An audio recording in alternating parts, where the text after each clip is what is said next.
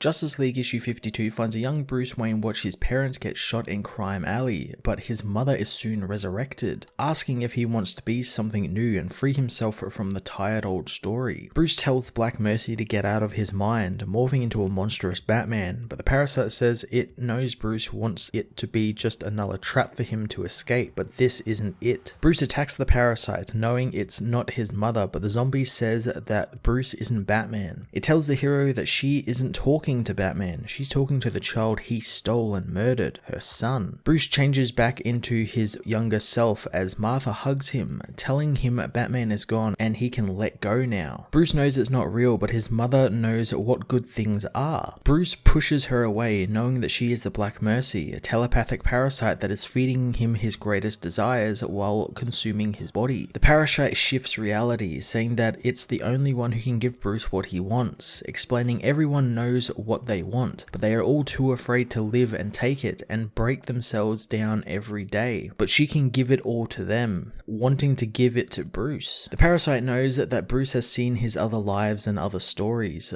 but they all end the same, as he ends up in the cave, old and alone, turning against his friends and against anyone who would have helped heal him. She asks if he ever wondered if it could be better, but Batman knows that this isn't for him, it's for the parasite, since he swore an oath, and he won't let what happened to him happen to anyone else. The parasite is aware of his oath, and while he has been brave and saved many, he killed the little boy she loved, and she wants to see him come back. Martha asks if this is what her son thought she would want from him, as outside on the planet, Wonder Woman manages to free her lasso, allowing her to feel the truth and let it set her free. Battling the vines, Diana manages to free Green Lantern and the Flash, reuniting with her teammates as they assault the larger parasite. Bruce meanwhile tells the parasite he cannot stop his mission, and the creature knows, but knows maybe the world is just too broken for the truth. In its world though, it can provide Bruce a life, and while he swore an oath to his father, he now has to swear an oath to his mother. Removing his mask, Bruce agrees, so the Black Mercy allows him to live a life where Batman became no more, and Bruce Wayne becomes the hero, using his money and intellect to help his former enemies, making sure the most dangerous ones like the Joker stay locked up forever. Thanks to his work, the Justice League is soon no longer needed and disbanded, as an elderly Bruce finds himself happy with his life. Suddenly he is pulled from his dream by a Wonder Woman who has wrapped the lasso around Bruce's body, freeing him from the parasite's lies. Batman is freed from the vines, finding the rest of the team are fighting the Black Mercy. The planet and along with the Mercy begin to die, so as Superman and Wonder Woman rip the Mercy apart and Flash saves the people it had taken previously, the Justice League escape back to the Javelin as the huge Mercy falls over, destroying the planet. Escaping to Warp, the team are all relieved, but Superman knows something is troubling Batman. Later on in Gotham, Superman meets with Batman, sitting with his friend and telling him that he had a son. Clark tells him about the first time he ever touched a Black Mercy and how it showed him a life on Krypton where he had a wife and child. When he woke up, he never told Lois or anyone about it,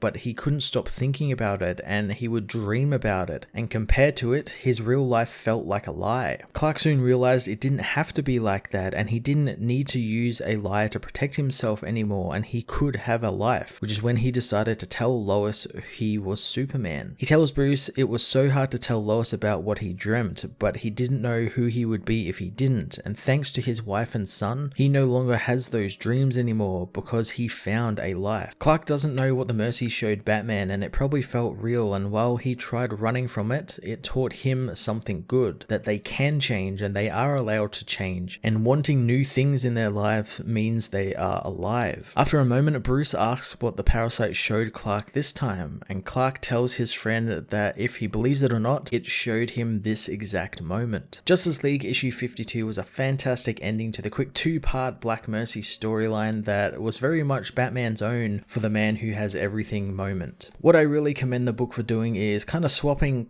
how things are traditionally done, with putting all of the action that we probably would have gotten if someone else had written it, with the League fighting the Black Mercy and probably zombies or something, put all that in the background, and that was all happening in the background of stuff while we got a neat character driven story. I thoroughly enjoyed another look into Bruce's mind from another writer that isn't James Tynion regarding his promise to his parents parents, and how the Black Mercy can warp that and use it against him to get what it wants. Superman and Batman's talk at the end was really fantastic, and it was great seeing Clark talking Bruce through his own experience with the Mercy and how, in a way, it led to the life he has now with a wife and child, and how he opened himself up to have a life. The issue is also effectively the final Justice League issue, since the book, as of next issue, is transitioning over into death metal tie-ins and quite possibly a reboot after that, so I'm intrigued to see what will come next for the world's greatest heroes. I'm going to give this issue a 9 out of 10.